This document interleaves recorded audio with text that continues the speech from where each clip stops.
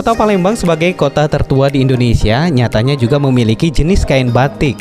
Meski diadaptasi dari batik khas Jawa yang memasuki Palembang pada sekitar 300 tahun lalu, batik Palembang memiliki keunikan tersendiri, di mana meski memiliki setidaknya 17 motif, batik Palembang selalu bermotif bunga dengan warna cerah khas Melayu, karena terasimilasi dengan budaya Kesultanan Palembang Darussalam yang notabene memeluk ajaran Islam.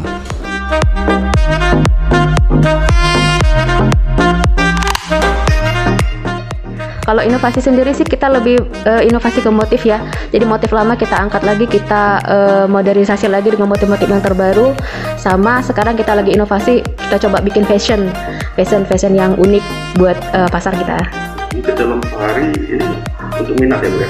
Dalam sehari itu berapa banyak bisa terjual? Kalau untuk satu hari sih bisa kurang lebih 100 pieces terjual. Itu untuk batik Palembang. Batik Palembang. Mungkin bedanya dengan batik Jawa Pak? Bedanya batik Jawa kita lebih ke tekniknya aja sih. Kalau batik Jawa menggunakan cat, tapi kalau kita lebih ke teknik kacang. Saat ini kain batik Palembang belumlah punah. Akan tetapi trennya mulai mengikuti pergeseran zaman, di mana kain batik Palembang mulai dimodifikasi menjadi berbagai busana nan indah.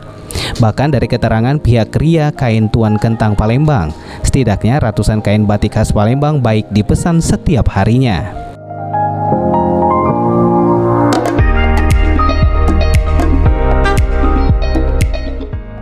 Pemirsa Pal TV, itulah dia tadi wawancara kita bersama manajer yang berada di Geria Kain Tuan Kentang, yang mana kita bisa memperoleh informasi bahwa kain juputan merupakan salah satu bentuk dari kain batik khas kota Palembang yang bisa dimodifikasi menjadi pakaian, dan juga untuk minat masyarakat sendiri masih cukup tinggi terhadap kain ini.